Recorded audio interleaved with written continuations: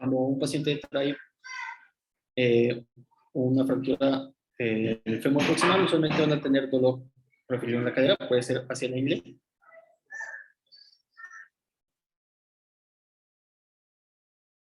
Y lo vamos a ver igual que en los adultos. Usualmente la deformidad típica es un acortamiento de esa extremidad en rotación externa y en posición de abducción por la acción de los músculos que deforman a la fractura. El problema con los niños es de que puede haber un riesgo de necrosis avascular que va desde el 40 hasta el 5%, dependiendo del tipo de fractura y qué tan proximal es. Esta que vemos a la derecha es la clasificación de Delbel. No voy a profundizar mucho, pero les sirve para saber cuáles son los distintos tipos de fractura. En la tipo A vemos la epifisiolisis de la cabeza femoral, que es un deslizamiento de la epífisis proximal del fémur fuera del cartílago. Luego vamos a tener en la B lo que equivaldría a una fractura transcervical en el adulto, en donde está la fractura, el trazo está a través del cuello. En la tipo C es una fractura base cervical, o sea, en donde inicia el cuello, y la fractura D sería un trazo intertrochantélico como en el adulto. Entonces, una epifisiolistesis que no se trata tiene 40% de necrosis, 40% de riesgo de necrosis, y una fractura metafisiaria tiene nada más el 5%. Entonces, mientras más arriba, mayor problemática es. Y esto se debe a la irrigación en la cabeza femoral, ¿sí? Bien, tendremos aquí a la ilíaca interna, de la cual va a salir la rama circunfleja de la femoral, y esta es la que le va a dar una vuelta hacia arriba a través del cuello y va a perforar el cuello del fémur, y a través de la cabeza, de las esponjosa de la cabeza, va a tener las últimas ramas de riego sanguíneo. Entonces, mientras más lastimada esté esta arteria, mayor riesgo hay de que falle. Entonces, estas fracturas que pueden cortarla a la mitad, por así decirle, tienen mayor riesgo de que haya una necrosis. Y estas otras dos fracturas en donde la arteria puede estar casi completa o tenemos una circulación íntegra en la parte proximal, pues van a tener un poquito mejor pronóstico en cuanto al riesgo de necrosis. Entonces, ¿cómo se ve una epifisiolistesis? Pues la veríamos algo así como se ve en la imagen.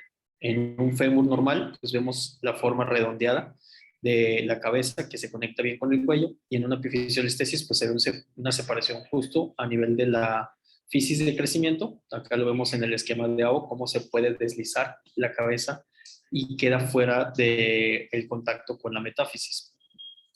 Si hablamos de una fractura transcervical, lo vamos a ver aquí abajo, se ve el cuello partido a la mitad, vemos la fisis, sabiendo que es un paciente pediátrico. Una fractura base cervical, vemos que el trazo está pues más cerca de los trocánteres, más lejos de la articulación propiamente dicha de la cadera. Y luego podemos tener estas fracturas intertrocantélicas, que a veces suelen tener trazos prominentes, como se ve acá. ¿Por qué? Porque requieren de una alta energía para hacer una fractura de este tipo. Si hablamos un poquito más a fondo de la circulación proximal, vemos que aquí viene la femoral, la rama de la ilíaca interna, de la cual va a salir la rama de la circunfleja, y esa es la que le va a dar las perforantes a la metáfisis y las que van a cruzar la epífisis. Hasta los 4 años, el ligamento redondo de la cabeza va a tener su arteria nutricia íntegra. Después de los 4 años, esta circulación se va a ver comprometida, y la nutrición de la epífisis va a ser solamente por las perforantes. Esto es muy importante, lo vamos a ver más adelante en la enfermedad de Lecq-Calvé-Perthes. Entonces, ¿qué es lo que pasa? Si la fractura está dentro de la cápsula, ese sangrado va a condicionar un aumento de la presión intracapsular, y a su vez puede comprimir a las arterias pequeñas, así como pasaba en el síndrome compartimental, y eso entonces empeora el riego sanguíneo a la epífisis femoral, y por eso hay tanto riesgo de que se vuelva una necrosis avascular. Entonces, el tratamiento en estas fracturas es una reducción abierta y es urgente. Hay que abrir o descomprimir la cápsula. Incluso cuando nosotros tratamos de hacer una fijación percutánea, se recomienda que de alguna manera se haga una incisión en la cápsula para permitir que salga este sangrado y que no comprima más las arterias. Ya una vez que se decidió cómo se hace la reducción, si abierto o cerrada, vamos a hacer una fijación con clavillos, con tornillos, o incluso hay placas pediátricas especiales para este tipo de fracturas. Y dependiendo del trazo, si es una epifisiolistesis, también lo vamos a ver un poquito más adelante, se pueden poner clavos para no lastimar mucho la fisis. Como es una zona que tiene muy poco hueso para anclarse, en estos casos sí se pueden poner tornillos que crucen la fisis, porque preferimos llevarnos el riesgo que haya un cierre prematuro de la fisis a tener una necrosis de la cabeza femoral, lo cual puede ser muy problemático y va a dejar una secuela de por vida. Si se puede, se dejan los tornillos cortos a la fisis para que no la lastimen. Y como les digo, puede ser atravesando la fisis cuando estamos en una fractura del cuello o de una epífisis epistesis. También existe un variante del DHS del adulto que se conoce como VHS en el pediátrico porque tiene un ángulo variable en el sistema del tornillo. Entonces, este se ajusta según qué tanto se ha desarrollado la cadera del paciente pediátrico para poderle dar la angulación necesaria. Entonces, ¿qué es lo que puede pasar? Pues una fractura, a pesar de que haya sido tratada, puede tener una necrosis avascular y estos son el tipo de cosas que vemos. Hay un colapso completo de la cabeza femoral, lo cual va a ser un acortamiento de la extremidad y va a empezar un desgaste prematuro. Es un paciente que no ha llegado ni a la madurez esquelética y ya va a tener una secuela en su cadera. Entonces, estos pacientes usualmente requieren un reemplazo protésico muy joven, que a su vez van a requerir una revisión a temprana edad, pues usualmente siempre van a estar batallando con su cadera. Por lo tanto, lo más importante es hacer un tratamiento oportuno para prevenir este tipo de complicaciones. Como les digo, incluso en las epifisiolistesis tienen 40% de riesgo de hacer esta necrosis, a veces pues no es inevitable, los pacientes llegan a hacer estas secuelas y bueno, hay formas de manejar estas secuelas y lo vamos a mencionar brevemente. Entonces, después de que se hace una fractura de este tipo, pues nosotros tenemos que vigilar que el paciente no haga datos de necrosis o una desviación de la cadera que se conoce como coxa-barra. Y esto es, se pierde la angulación normal del cuello, como vemos en la imagen de aquí a la izquierda. Este paciente, pues al tener un cuello en 90 grados, sus músculos del glúteo van a estar más cortos y también la extremidad va a estar más corta, entonces eso ya le va a dejar algún tipo de secuela. ¿Cómo vamos a saber si el paciente está haciendo una necrosis? Va a regresar el dolor. El paciente, después de que ya fue tratado, persiste con un tipo de cojera. Vamos a notar que las extremidades no tienen la misma longitud. Los niños o los padres nos dicen que ven que el niño camina como patito, que tiene que levantar más una pierna que la otra. Y va a haber variantes en la rotación interna y la rotación externa entre una y otra pierna. Normalmente recomendamos que el paciente no pise después de una de estas fracturas, en un lapso de 4 o 6 semanas, para permitir que consolide bien la fractura. Y una vez que la fractura consolidó, a los 6 meses se le pueden retirar los clavos para dejar que el hueso siga creciendo de manera normal. Ahora vamos a hablar de la epifisiolisis de la cabeza femoral. Hay dos tipos de deslizamiento, el atraumático y el traumático. Entonces, cuando hablamos de epifisiolisis, estamos hablando de un deslizamiento atraumático. Esto es algo que le puede pasar, esta es la principal causa de consulta en un dolor de cadera en un paciente en la adolescencia. Se dice que puede presentarse en 10 de cada 100,000 personas. Generalmente lo vamos a ver en hombres obesos y usualmente pues nuestra raza está en riesgo, los latinos, los afroamericanos y los isleños.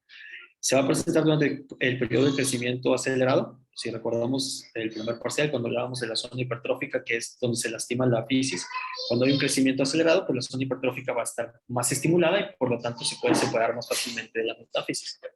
Y por alguna razón es más común en la cadera izquierda, no se sabe a ciencia cierta por qué. Muchos lo atribuyen a la posición intraútero, que puede dejar algún tipo de secuela en la cadera y durante el crecimiento esa cadera puede ser más susceptible a tener algún tipo de deslizamiento.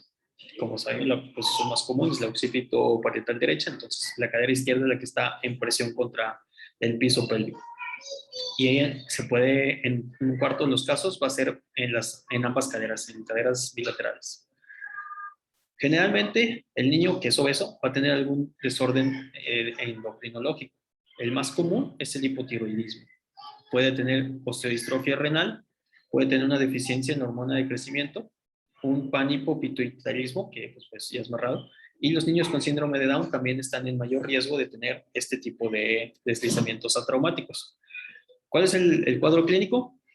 El paciente va a tener un dolor inespecífico crónico en la ingle, en la cadera, que se irradia por el muslo medial, así como se ve en la imagen en morado, y esto se debe a que está irritado el nervio obturador, que como vemos hay una rama del nervio obturador que va hacia la cadera y a su vez hay una rama que baja por el muslo medial. Entonces, como es el mismo dermatomo, por así decirlo, se irradia hacia abajo. Entonces, ese paciente que dice que le duele la ingle y se viene hacia la rodilla, hay que sospechar que puede estar haciendo un deslizamiento. Su miembro pélvico usualmente lo va a mover en rotación externa porque es la posición más cómoda para él. Vamos a encontrar una limitación a la rotación interna, a la abducción y a la flexión. A veces no toleran estar mucho tiempo sentados y sobre todo no pueden cruzar la pierna. Entonces, esos son datos indirectos de que puede haber un deslizamiento. Y debido a este caminar y a este cojera, vamos a encontrar una debilidad en el muslo y en los abductores. A estos pacientes hay que pedirle 2 radiografías específicas, que es la P de pelvis y una axial de caderas, que también se conoce como ancas de rana. Aquí vemos a la izquierda una P de pelvis y a la derecha vemos la posición en ancas de rana. Se le pide al paciente que abra las rodillas como mariposa y que junte los pies para poder ver el perfil del fémur. Y así es como se van a ver las imágenes, ¿sí? Entonces, una radiografía normal, pues nosotros veríamos la epífisis unida a la fisis a través de la metáfisis sin algún deslizamiento. Aquí abajo, aunque se ve muy discreto, si lo comparamos con la otra cadera, se ve que es más evidente que está separada esta epífisis, aunque no se desliza, pero ya está separada. ¿Sí lo ven? Se ve más radiolúcida, más radiopaca, perdón, sí, radiolúcida en el lado derecho que en el izquierdo. En un axial normal, nosotros vemos este contorno en la cabeza del fémur, que está continuado con el cuello, y en un deslizamiento, como vimos en la imagen pasada, se ve aumento de la radiolucidez en algún punto y sobre todo una discrepancia que puede ser evaluada con la cadera contralateral. Entonces, esto ya es un diagnóstico de un deslizamiento. Usualmente pues, estos niños ya traen un cierto patrón doloroso y pues hay que definir si es necesario el tratamiento o no. Normalmente decimos que si el diagnóstico se hace en un paciente mayor de 6 años, va a requerir una fijación rígida. Al paciente menor de 6 años se le podría poner un aparato abductor o algún tipo de yeso para evitar que se esté moviendo y permitir que la fisis se vuelva a consolidar con la metáfisis. Podemos usar clavos lisos, 2 o 3 clavos, dependiendo de qué tanto espacio tenemos. O los tornillos de rosca parcial, igual, en configuración de 2 o 3. Hay mucha controversia entre los pacientes que tienen algún desorden endocrinológico, como los hipotiroideos, si vale la pena hacer una fijación profiláctica en la cadera contralateral, porque la mayoría de los pacientes que tienen un deslizamiento bilateral es porque tienen algún desorden endocrinológico y por lo tanto las 2 caderas son susceptibles. Pues hay gente que lo recomienda, hay gente que no se ha llegado a un consenso general, pero si el paciente es obeso y está batallando para tener un control endocrinológico, se recomienda que se intente. Si ya se estableció una deformidad o el diagnóstico fue muy tardío, pues se puede hacer un corte en el hueso para corregir la forma del fémur y tratar de corregir la pisada y el caminar del paciente. Entonces, como les digo, hay técnicas con clavos o con tornillos. Y básicamente se hace lo mismo que se hacía con una epifisiolistesis traumática, donde se abre la cápsula, se acomoda el hueso. Una vez acomodado, se tienen que poner los clavos para que este ya no se deslice. ¿Hasta aquí alguna pregunta? No, doctor. Muy bien. Entonces, recalcando, si algún niño llega a tener una epifisiolistesis atraumática, lo primero que hay que descartar es que sea hipotiroideo. Luego vamos a pasar a la enfermedad de Legg-Calvé-Perthes, que su nombre completo incluiría al doctor Wardestrom, porque fue descrita por distintos doctores en distintos puntos de la historia y al final de las revisiones bibliográficas decidieron unirlo en un solo nombre y se quedó con el nombre de Legg-Calvé-Perthes. Así que agradezcan que no le dejaron el último nombre que es Wardestrom. Cada uno agregó un tema. El doctor Legg fue el primero que describió este tipo de osteonecrosis en la cabeza, en la epífisis del fémur. Él es estadounidense. Luego vino el doctor Calvé, que es francés. Él dijo que a estos niños van a tener una rotación externa de la pierna con una cierta cojera. Luego Perthes describió cuál es el tipo de colapso que va a tener la cabeza femoral. Y finalmente Wardestrom hizo una clasificación radiológica, pero él pensaba que esto se debía a tuberculosis. Entonces por eso no lo incluyeron en el nombre de la enfermedad. Pero su clasificación es la que se sigue usando actualmente para definir el grado de colapso. Entonces, esto es una deformidad adquirida en la cadera debido a que por alguna razón la epífisis dejó de recibir sangre. Puede haber un deslizamiento y generalmente la fisis se va a fragmentar y esto va a hacer que haya una alteración de los ángulos en el crecimiento de la cadera y por lo tanto la cadera va a crecer en una forma o en una morfología deformada. Esto va a ser común desde los 4 hasta los 12 años y puede ser bilateral en 10% de los casos. Les decía que era importante el cierre de la epífisis de crecimiento, porque si a los 4 años se cierra la arteria obturatriz, la fisis es cuando entra en mayor riesgo de necrosis. Por eso el cuadro clínico es a partir de los 4 años. Antes de los 4 años los niños están protegidos de esto. Después de los 12 años ya va a haber una circulación metafisial del adulto, entonces el periodo en el que el niño migra de la circulación pediátrica a la circulación adulta es cuando se puede presentar esta enfermedad. Un niño que tenga menos de 4 años o más de 12 años es poco probable que sea una enfermedad de Leckalbe-Perkins. Generalmente también va a ser más común en niños. Obviamente, si estamos hablando que esto es por una necrosis, va a haber mayor predisposición en los pacientes que tienen alguna enfermedad con alteraciones en la coagulación, los hijos de padres fumadores, que son fumadores pasivos, los niños que tienen retraso en el crecimiento, y se ha descrito que incluso los niños con déficit de atención e hiperactividad tienen 1/3 de riesgo de presentar este problema. ¿Por qué? No se sabe, pero está descrito. El dolor crónico es insidioso, igual que en un deslizamiento de la cabeza femoral. Vamos a encontrar una marcha antálgica, o sea, el niño va a levantar mucho la cadera para caminar porque le duele. La pierna va a estar en rotación externa porque es la posición más cómoda para evitar el colapso de la cabeza. Y también va a tener limitación a la flexión de la cadera. De igual manera, como es un problema intraarticular, va a haber limitación a la rotación interna y la abducción. Entonces, ¿qué es lo que pasa ya a nivel de la cabeza femoral? En algún punto deja de llegar suficiente sangre a la epífisis distal, entonces esta parte se vuelve isquémica y por lo tanto el cartílago se necrosa. Y al estar necrosado va a permitir que haya un colapso y que haya un achatamiento de la cabeza y eventualmente va a llegar la circulación metafisiaria y va a volver a nutrir el cartílago que queda y va a permitir que vuelva a crecer o que se repare de manera parcial o de manera irregular. Por eso vamos a ver que durante el periodo de la enfermedad va a haber una fase isquémica y una fase proliferativa. Estos son los 3 estadios de Waldenström, donde vemos un colapso primero de la cartílago de crecimiento. Como el cartílago ahora está más chatito, se va a ver más blanco, más radiopaco.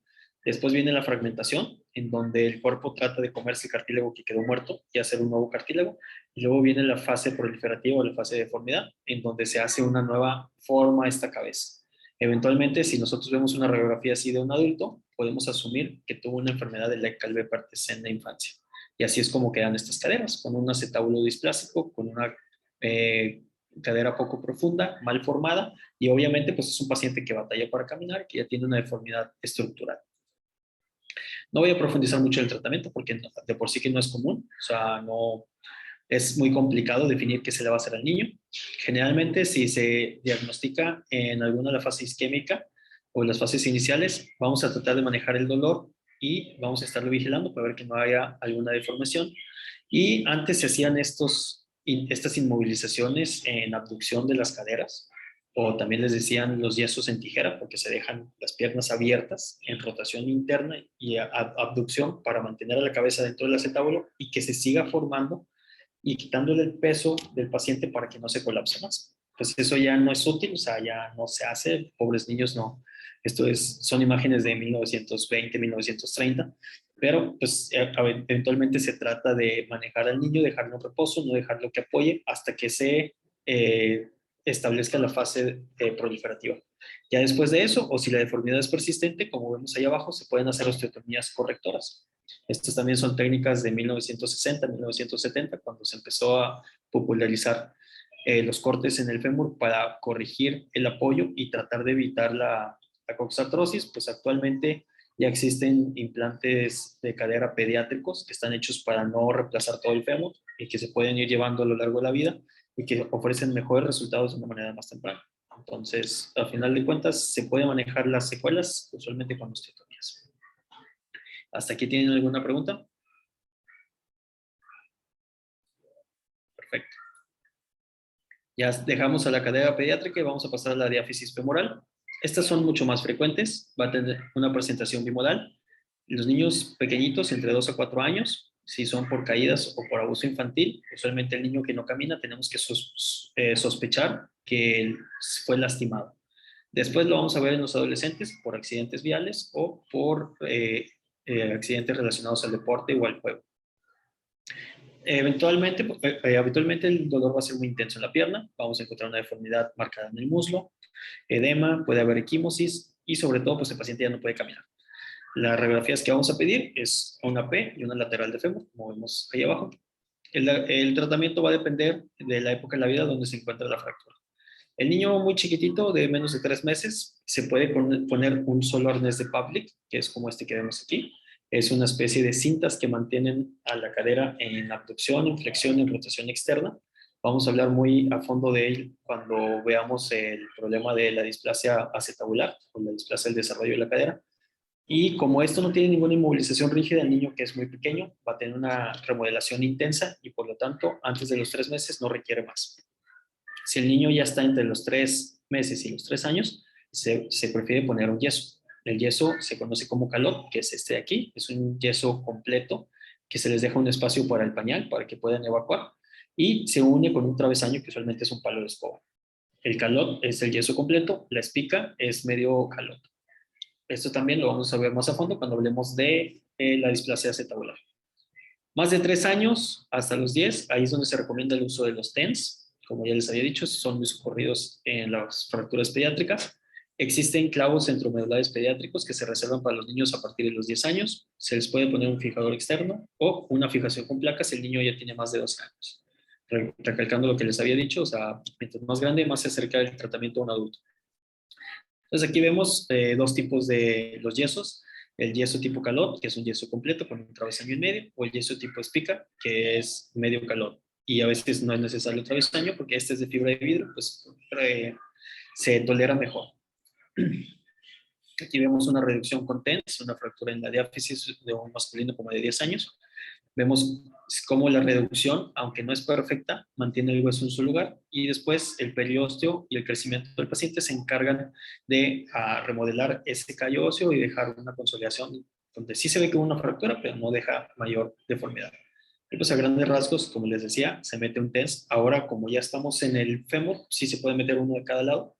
Se cruzan en 2 puntos, uno inicial y uno distal, bueno, uno distal y uno proximal, y eso hace que cuando se expanden, que están pegados a las corticales, traten de mantener algo eso en su lugar. Pacientes más grandes, existe el clavo pediátrico que tiene una entrada especial para no lastimar la fisis del trocánter.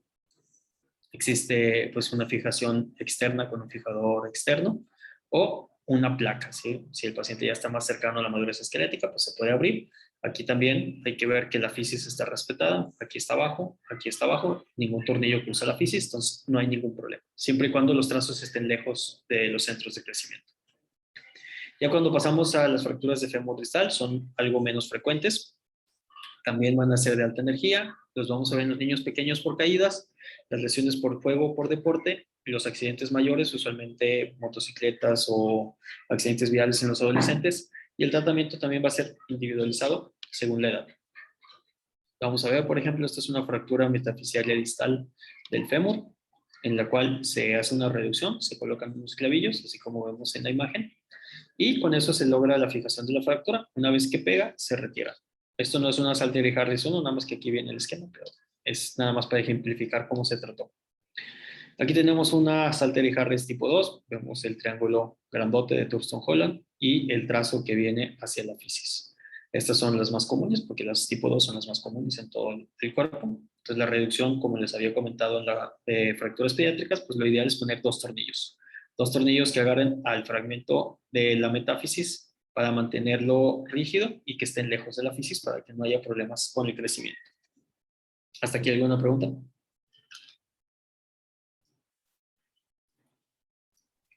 Doctor. Perfecto. Ya que vamos a hablar de la rodilla, vamos a empezar por la enfermedad de Osgood-Schlatter. Esta también fue descrita por 2 doctores distintos, Osgood en Estados Unidos y el doctor Schlatter en Suecia, y es una inflamación de la apófisis en el tubérculo tibial.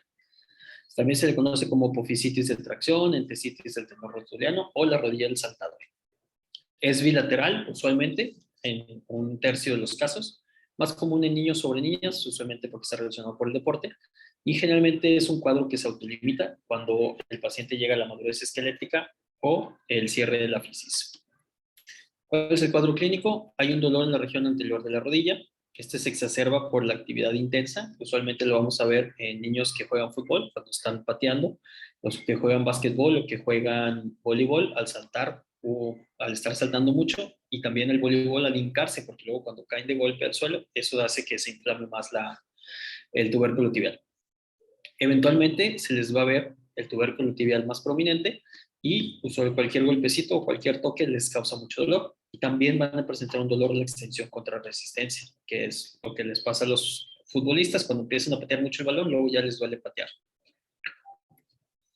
Hay una contraparte de los Guttschlatter que se llama el síndrome de Sinding-Landel-Johansson, y ese es que hay una tendinitis en la rótula en vez de estar en la tibia.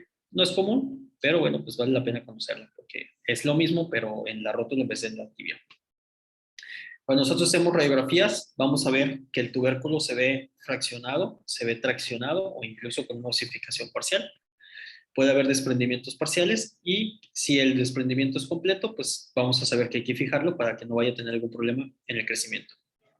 El tratamiento va desde lo sintomático hasta lo quirúrgico. La primera línea va a tener un 90% de éxito, donde vamos a dar desinflamatorios no esteroideos. Vamos a pedirle al paciente que se aplique hielo después de la actividad física, que trate de reposar, a lo mejor que le baje la intensidad del deporte. Aquí es donde se usan las bandas tibiales como esta, para la rodilla del saltador o para la tendinitis de la pata de ganso. Aquí lo que le pedimos es que el colchón de gel quede sobre la tuberosidad para que disminuya la presión del tendón rotuliano, que no les duela tanto. Y también les hacemos estiramientos de cuádriceps, porque si el cuádriceps es más largo y es menos tenso, pues va a jalar menos a la rótula y por lo tanto el tendón rotuliano va a sufrir menos. Si con esto el paciente no mejora, ya le voy a poner un yeso, una inmovilización rígida por 6 semanas, puede ser un yeso, puede ser una ortesis. Y si los síntomas son severos o sin respuesta, pues ya voy a pensar en una tercera línea, que es el 10% de los casos, y aquellos que no obtuvieron una buena evolución con el manejo médico. Se puede hacer una fijación definitiva del tubérculo, o el paciente mayor que ya va a dejar de crecer, se le quita el tubérculo y se fija el tendón directamente a la tibia. Entonces aquí vamos a ver, por ejemplo, un desprendimiento completo del tubérculo tibial, o sea, se arrancó el tubérculo con todo el tendón rotuliano, pues se fija otra vez a la fisis ya con un tornillo de compresión, como si fuera una fractura del polo en un adulto, que en el adulto son poco comunes. Usualmente estos pacientes se quedan con esa deformidad en la rodilla, se les ve la prominencia en el tubérculo y ya cuando dejan de crecer ya no les duele. A mí me tocó vivirlo, yo tuve esta enfermedad cuando jugaba básquet en la secundaria. Siempre le decía a mi papá que me dolía la rodilla y nunca me hizo caso, me dijo que se me iba a quitar cuando dejaba de crecer. Y pues sí, eventualmente se me quitó, pero me quedó la rodilla sentada. Pero bueno, ya.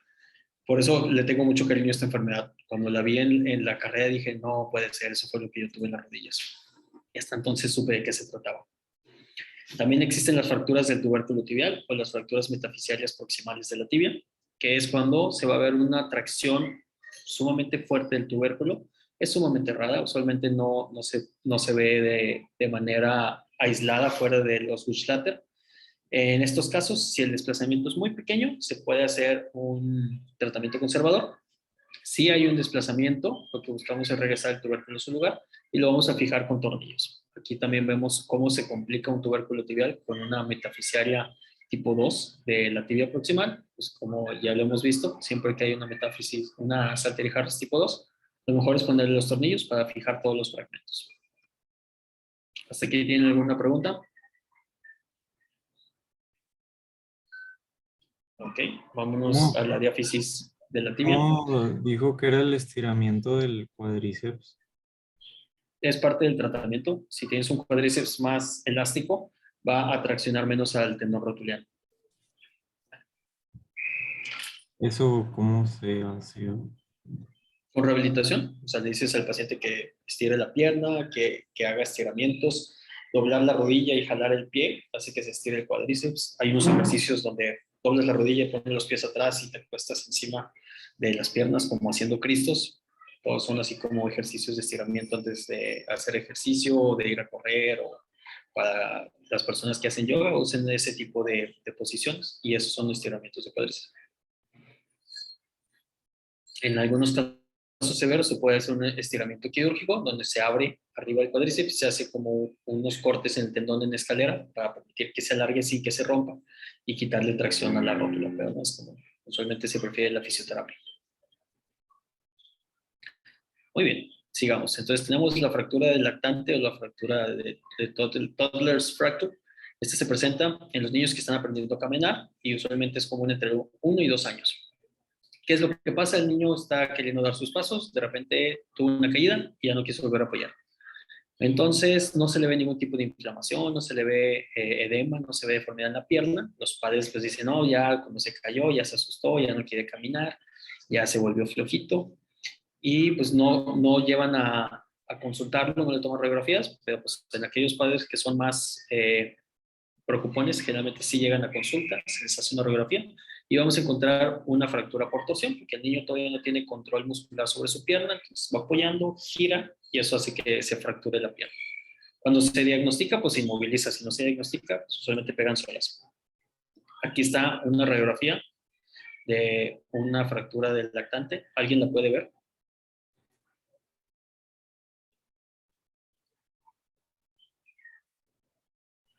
Sí, está un poquito arriba de la diáfisis. Bueno, de la imagen izquierda sí se ve la rayita. Muy bien, aquí está. Este es un trazo esferoideo no desplazado. Si nos vamos aquí abajo, aquí está la parte inferior y aquí se los pongo con aumento y ahí viene. Sí. Así se ve, es una rayita, es un trazo esferoideo que a veces no se desplaza y por lo tanto puede pasar desapercibido muy fácilmente. Va a haber casos en los que sea mucho más evidente, a lo mejor aquí se ve un poquito mejor, o en esta imagen que es un trazo completo en un niño un poquito más grande donde ya se ve desplazamiento. Pues, Doctor, obviamente esto ya no pasa desapercibido, ¿sí? por ejemplo, en la anterior, ¿estaba arriba y abajo la fractura? Aquí, sí.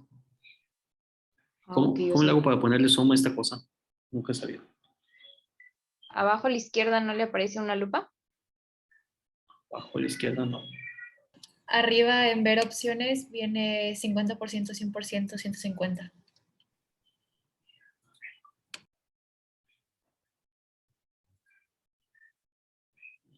Tenemos.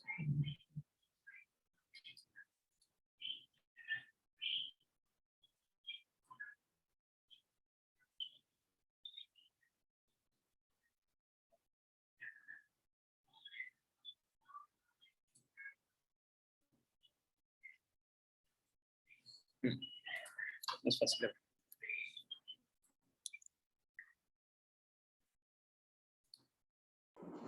Es que creo que también si proyecta en vista compartida, no deja hacer el zoom. Sí, es que como lo tengo en modo ensayo, a lo mejor por eso no se ve.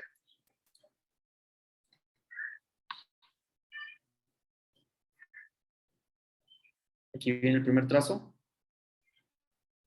y en está acá abajo. ¿Sí?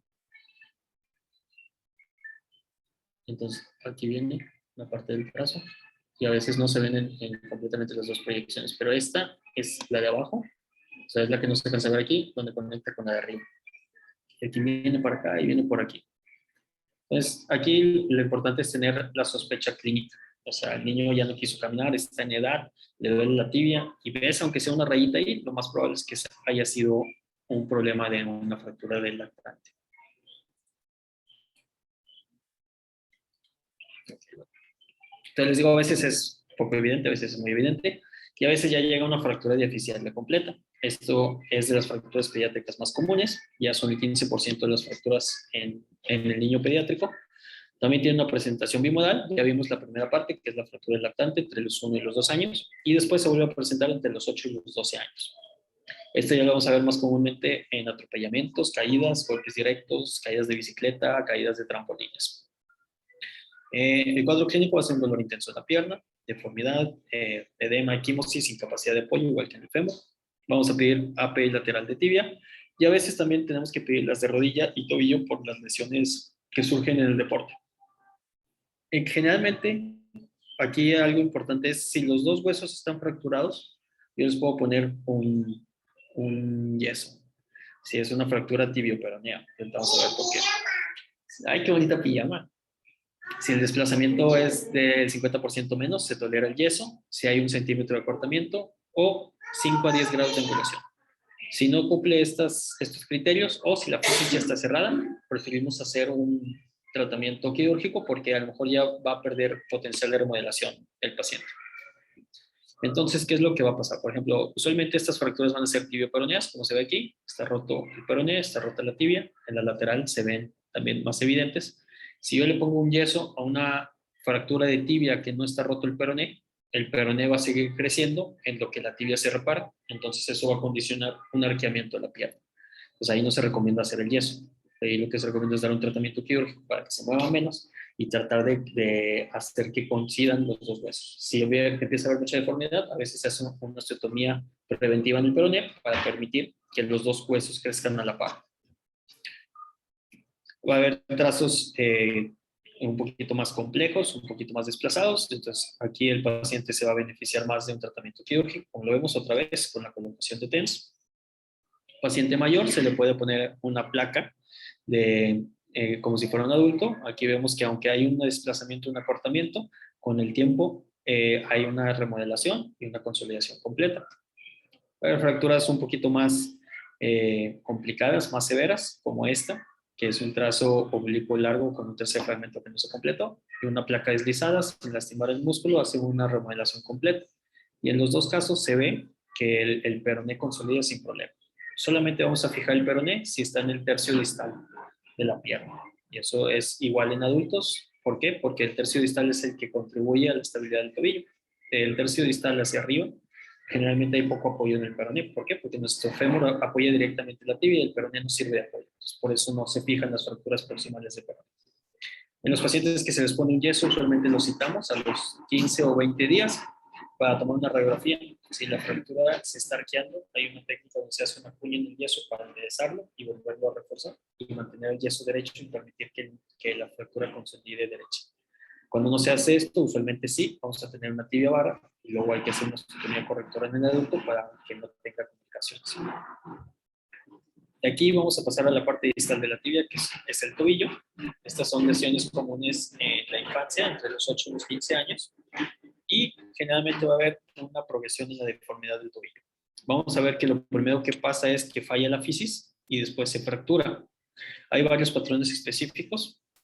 En el tobillo va a presentar todas las variantes de la Salter y Harris, entonces por lo tanto su diagnóstico va a ser un poco más complejo. Y de cualquier manera siempre va a haber opción del manejo conservador o el quirúrgico. Vamos a empezar con la epifisiolestesis del peroné, que era lo que les comentaba en la clase de pediátricos. Esto es igual a una fractura tipo B de Weber del adulto. El peroné puede tener Salter y Harris de cualquier tipo. Usualmente se pueden manejar con yeso cuando es el peroné aislado. Pues aquí les enseño una imagen en donde está deslizada la fisis. O sea, es un niño o es un paciente que tuvo una inversión forzada, puede sentir algún tipo de tronido y usualmente es infratratado como si fuera un esguince, pero en realidad hay una fractura. Entonces ahí es donde se beneficia de una inmovilización rígida. Entonces, ¿qué es lo que pasa? Pues vemos esto. La parte distal del peroné se separó de su cartílago de crecimiento. Luego vamos a ver las epifisiolestesis en la tibia. Estos son por mecanismos más intensos. Generalmente es una deformidad en el tobillo que termina también fracturando la tibia. Y el patrón más común, como todo, va a ser la Salter y Harris tipo 2. Estas usualmente van a ser difíciles de reducir. A veces necesita que el paciente esté bajo anestesia. Y una vez que se reduce, si ya batalla para acomodarlo, pues es mejor hacer una fijación definitiva para que no vaya a haber un problema después. Pues les digo, generalmente hay una combinación de los distintos trazos, la Salter y Harris tipo 2, que incluye una metáfisis y la fisis distal, y que incluso puede romper el peroné, también en un patrón tipo 2, la Salter y Harris tipo 3, en donde hay un fragmento proximal distal. Hay una Salter y Harris tipo 4, que bueno, aquí no sé, bueno, esta es una 4, perdón. Hay una 3, que ahorita vamos a hablar de ella, y cada uno de estos patrones se van combinando y se van haciendo más difíciles de dimensionar. Entonces aquí es una imagen de una 4 donde vemos metáfisis con epífisis y tiene un tornillo por arriba, un tornillo por abajo, que es lo usual que tratamos en este tipo de fracturas. Hay una variante de una epifisiolestesis tipo 3 que se conoce como la fractura de Pilot-Chaput y esta es una avulsión de la epífisis en donde se une el ligamento tibio-peroneo anterior y jala el fragmento hacia adelante. Esta requiere una reducción anatómica, se va a ver una línea muy delgada como esta, en una tomografía se vuelve más evidente, cómo está una parte del cartílago suelto de la epífisis y hay un desprendimiento. Generalmente se abre, se reacomoda, se opera y se les deja una bota por 3 a 4 semanas. Y ahora sí vamos a pasar a la parte más complicada de las fracturas de tobillo, que se conoce como fracturas triplanares. Esto es cuando se combinan los patrones. La misma tibia va a tener en alguna parte una fractura tipo 2 y en otra parte una fractura tipo 3. O puede ser una fractura tipo 4 con una tipo 2, o puede ser una tipo 3 y una tipo 3 adelante y una tipo 3 atrás. Se van a presentar en 3 planos y por lo tanto generalmente necesitamos una tomografía para poder saber qué se lastimó, hacia dónde se desplazó, para saber cómo se va a acomodar. Entonces, esta es una imagen de una fractura triplanar. Aquí abajo se ve que hay un fragmento en la epífisis y acá atrás veo un triángulo grandote que corresponde a una Salter Harris tipo 2. Entonces, si nosotros pudiéramos separar el hueso, veríamos que tiene un fragmento tipo 2 atrás y dejó un fragmento tipo 3 adelante. Entonces, les digo, son combinaciones de la Salter Harris que se vuelven complicadas de entender solamente por radiografías. Entonces, ya una vez que nosotros entendemos que trae un fragmento tipo 2 y un fragmento tipo 3, pues voy a tratar cada una de ellas con un tornillo.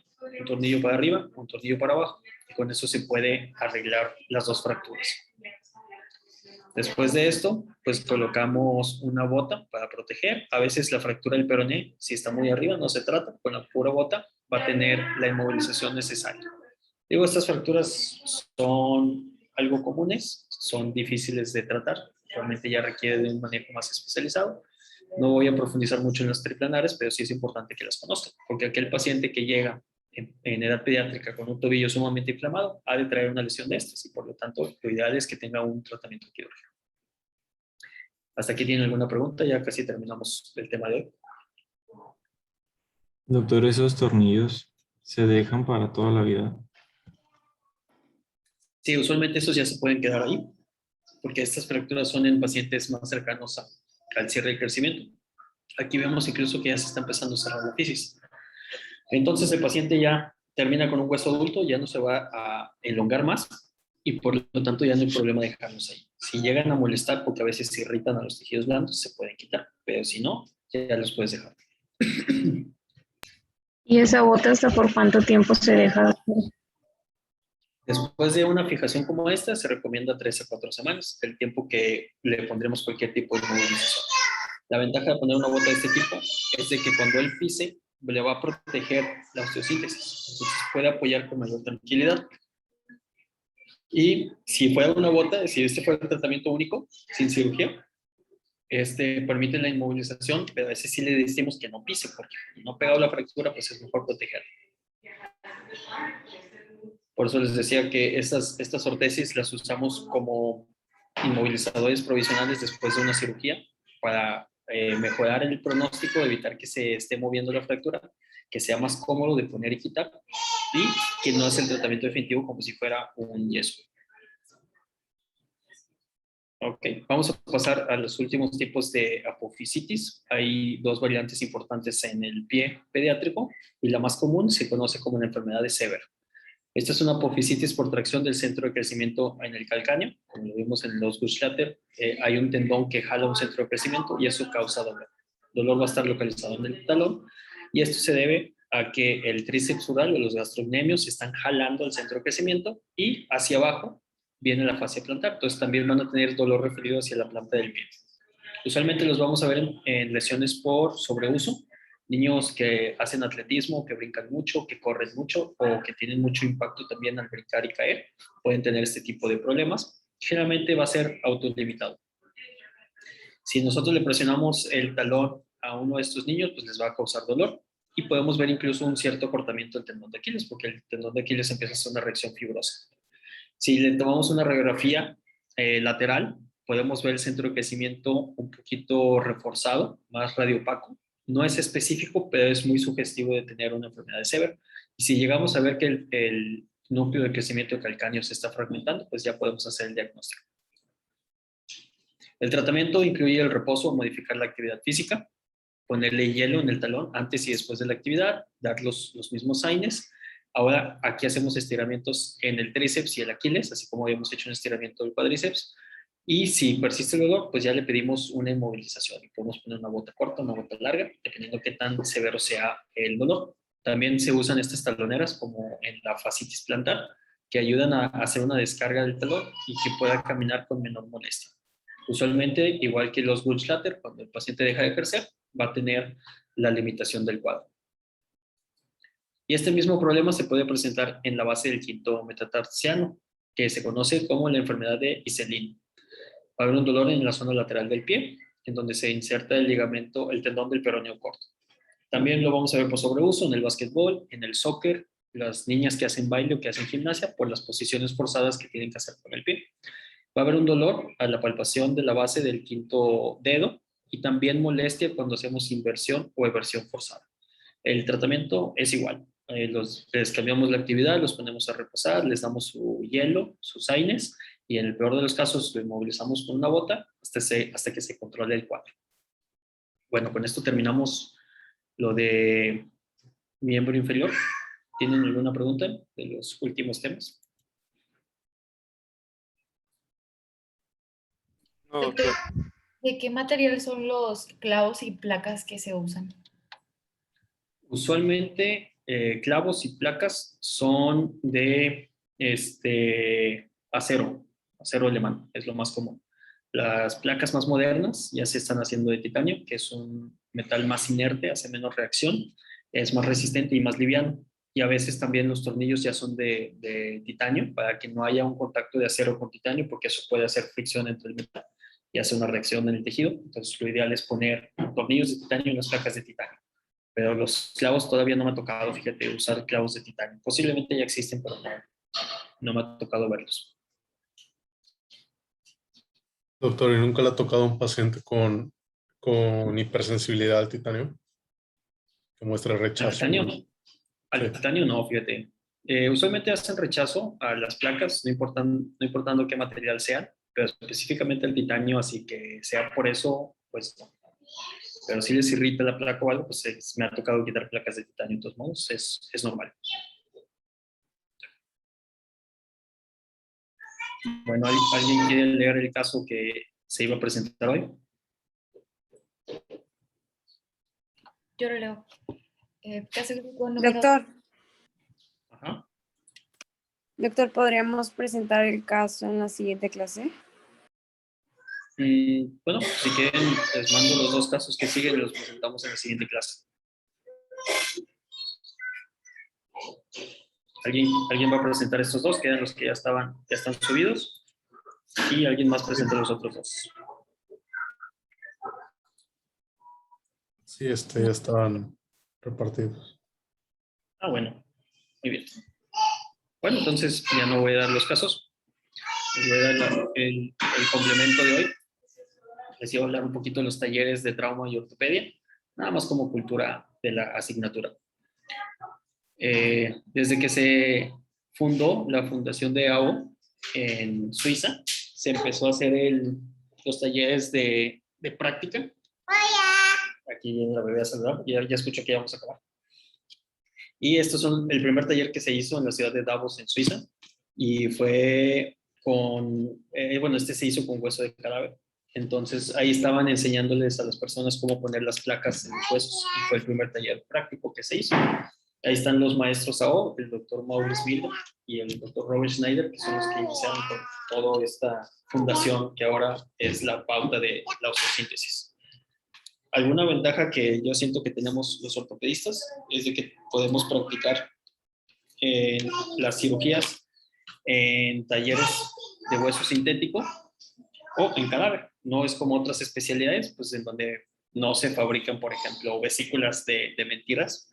Entonces, es una ventaja de poder tener un poquito más de dominio de lo que hacemos, de cómo se ponen las placas, de cómo se doblan, incluso también de los implantes que usamos para hacer las reparaciones.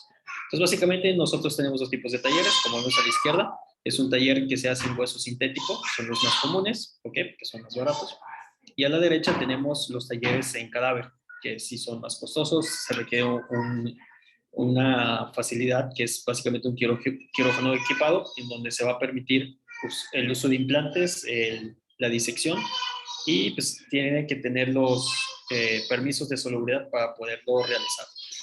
Entonces son muy comunes, hay en todo el mundo, hay algunos países que no permiten la práctica en cadáveres, entonces no todos los países tienen la fortuna de poder hacer estos cursos de cadáver.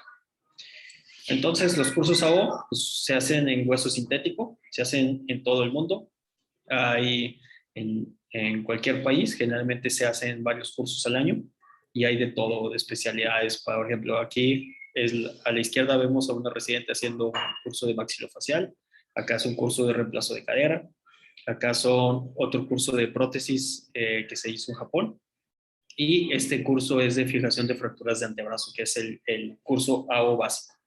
Generalmente, pues a todos los residentes nos recomiendan tomar el curso básico durante la formación y si se puede el avanzado también. Ya una vez que tomaste esos dos, puedes derivarte cualquier especialidad que te guste, cirugía de hombro, codo, de tibia, de pelvis. Y bueno, entonces el taller de la semana pasada, al que fui, era un taller que hicimos aquí para prótesis de hombro. Entonces ahí nos llevamos solamente un hueso y en ese hueso practicamos todos, así que cada uno hizo un paso distinto.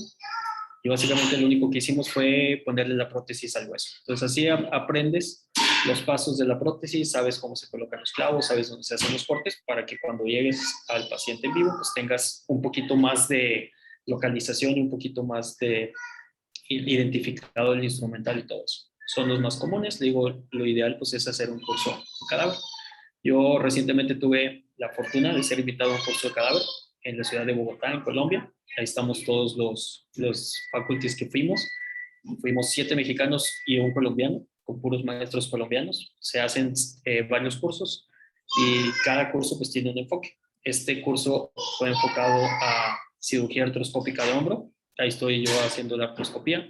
Por las leyes de Colombia, pues no se puede fotografiar ni mostrar en ningún momento el cadáver, entonces las fotos tuvieron que ser tomadas de esta manera para que no se viera nada, pero pues es parte de lo que se hace. Este es un centro de entrenamiento en cirugía mínimo invasiva que está allá en la ciudad de Bogotá, y la verdad es que es muy completo. A cada rato están haciendo cursos. Ya hicieron un curso de codo, ya hicieron un curso de rodilla y estaban haciendo un curso de cirugía mínima invasiva para abdomen, y eso fue desde julio hasta ahorita, esos 4 cursos que les he comentado. Entonces, pues a eso se debía el taller que les había comentado. Nada más era para platicarles un poquito de en qué consisten esas prácticas que tenemos los ortopedistas. Y pues, a quien le interesa ortopedia, pues saber también que existen estas herramientas de apoyo para seguir aprendiendo. Doctor, ¿cuál es el costo del curso general de AO? Un curso creo que anda como en 10,000 pesos. ¿Y el avanzado? O sea, no importa si es el general o el avanzado. El básico cuesta menos. Básico cuesta como 10,000 pesos. Creo que la última vez anda rondando los $1,000. El avanzado cuesta como 13,000 o 16,000 pesos. Un curso de cadáver ya anda alrededor de los 20 hasta los 40,000 pesos. Y dependiendo de dónde los tomes. Los cursos más avanzados de cadáver y en artroscopía son en Miami, por ejemplo. Y si cuestan $2,500 la entrada a un curso de ese tipo. Entonces, usualmente lo que esperamos es que nos invite a alguna casa ortopédica y de alguna manera te vas con cierta beca, puede ser la inscripción, puede ser el traslado. Y si no, pues hay gente que invierte, ¿verdad? O sea, es invertir en tu educación. Y pues mucha gente que ya es especialista, que ya es de los maestros en ciertas cirugías o en ciertas regiones, siempre recomiendan tener varios cursos en cadáver antes de empezar a hacer técnicas nuevas en los pacientes, ¿verdad? Entonces sería lo ideal siempre tener un curso de cadáver para poder dominar bien una técnica. O incluso cuando ya estás haciendo la técnica, poder hacer la práctica en cadáver, porque el cadáver te permite al final abrir todo y ver cómo quedó, ver en qué paso fallaste o qué tienes que mejorar. Y es una buena manera de extender el aprendizaje. Entonces un curso de cadáver es muchísimo más caro que uno de hueso sintético. Sí, claro. Por ejemplo, el hueso sintético, el curso es de 4 días y te digo, creo que el básico costó como 11,000, 12,000 pesos. Eso nada más el curso, o sea, sin contar el traslado ni el hospedaje. Y el de cadáver son 2 días y este último sí costó como 24,000 pesos el puro curso. porque también depende el manejo del cadáver, o sea, el manejo de las piezas. En Estados Unidos lo que hacen es, si vas a un curso de hombro, te ponen un hombro de un cadáver, o sea, no está el cadáver completo. Pero en otros países de Latinoamérica no se permite eso, o sea, no se permite desmembrar al cadáver. Entonces tienes que hacer la práctica del cadáver completo. Entonces es mayor manipulación, mayor movilización. Y aquí en México, por ejemplo, se permite solamente en las instituciones que cubren los requisitos de salud para el traslado y manejo de los cuerpos. Los cuerpos se mantienen cierto tiempo en la institución y después de cierto tiempo tienen que ser o incinerados o enterrados. Entonces no se puede quedar el cadáver toda la vida en el curso. Y también tienen que cumplir ciertos requisitos, pues ser una persona que no fue, ¿cómo se dice?, reclamada. Tiene que haber pasado 10 días desde la muerte y luego poderlo trasladar a un congelador para que se mantenga fresco y poder servir para actividades docentes. Entonces, aquí en México no cualquier lado tiene un centro de entrenamiento cadáver. Hay en Guadalajara, hay en la Ciudad de México. Ya me tocó ir a la Ciudad de México también a un curso de entrenamiento en cirugía de hombro y codo de cadáver, pero ahí no nos permiten poner implantes. Y usualmente, por ejemplo, cuando tú haces una disección, tienes que volver a cerrar el cadáver porque el cadáver se tiene que entregar completo otra vez. Entonces, digo, depende mucho de las leyes de cada país. En Francia no está permitido experimentar ni trabajar con cadáveres, ni usar injertos de cadáver. Entonces, allá tienen que usar injertos sintéticos o usar injertos del mismo paciente. Entonces, sí influye la legislación de cada zona para ver qué se puede hacer y qué tipo de cursos puedes atender. Gracias, doctor. Muy bien. Bueno, pues si no hay otra pregunta, ahorita les subo los segundos casos. Hacemos una revisión de casos para el jueves. Y según el cronograma, el siguiente tema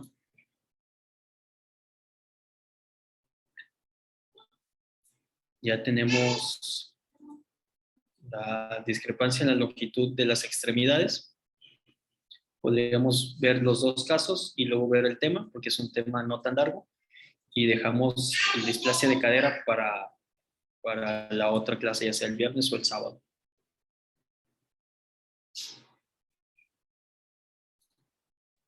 Ok, doctor. Muy bien. Bueno, pues entonces terminamos por hoy. Que tengan una buena noche y ahorita subo los otros casos clínicos para que ya se los repartan y los vayan preparando. Ok, doctor, gracias. Nos vemos el jueves, doctor. Gracias, doctor. Sí, El jueves, doctor. Que descanse. igualmente. Buenas noches.